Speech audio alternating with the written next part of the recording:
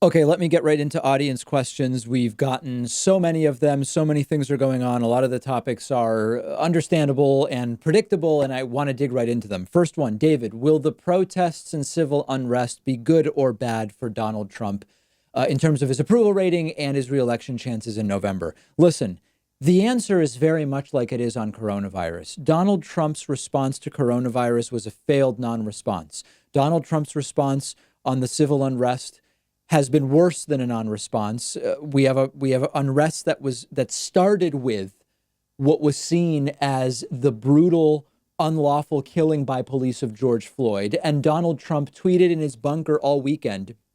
Okay, he was in his bunker for a few hours. Tweeted from the White House all weekend, including from the bunker on Friday night, only to come out on Monday and say, we need more police force. We need to further militarize law enforcement, right? So the worst possible thing that he could come out and say.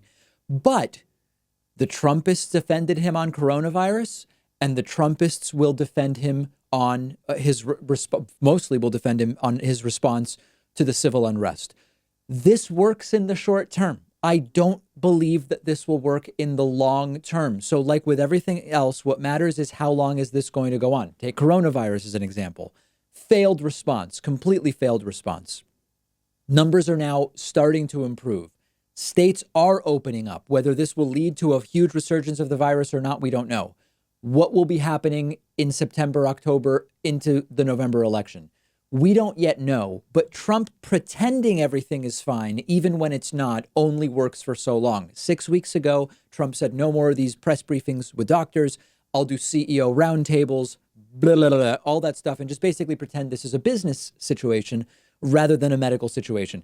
In the immediate, it sort of worked. It did get a lot of Trumpists and right-wingers saying we're back and we're reopening and sort of disconnected from the realities. We still had 15 people die in a single day from coronavirus a few days ago. So if that continues, Trump's strategy is not going to work. Similarly, on civil unrest, if protests continue for months through the summer, as coronavirus doesn't go away, and Trump seems to be unable to control it, deploying the military happens with increased frequency, and it is seen as an authoritarian move from wannabe baby dictator Trump. A lot of people are going to react negatively. He will still have the core Trumpists that support him no matter what he does. As he said, if I could, I could shoot people on Fifth Avenue, they'd still vote for me. He could send soldiers to shoot people on Fifth Avenue, and many people would still vote for Trump.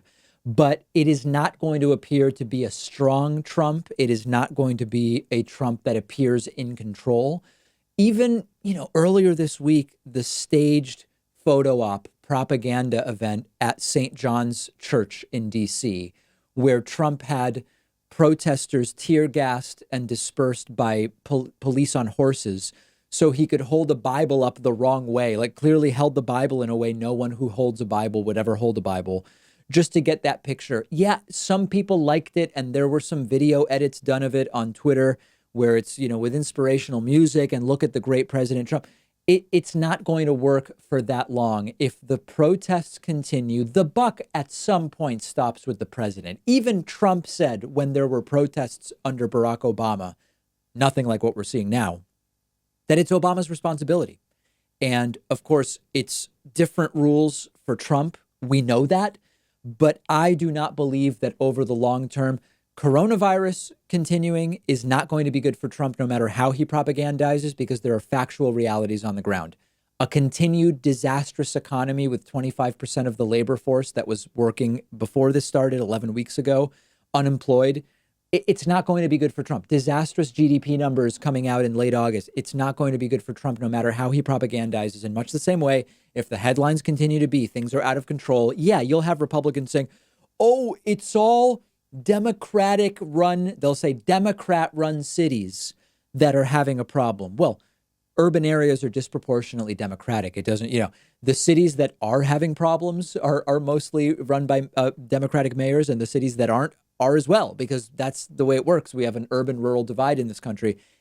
Those talking points will work for a little while, but they are not going to work all the way through to November if the unrest continues and Trump seems to be the flaccid, impotent guy that he is, who can't take control of a situation, who can't be presidential, who can't reduce tensions and rather inflames them, I think it will dramatically backfire. And by the way, Joe Biden is no miracle of progressive values. You all know that.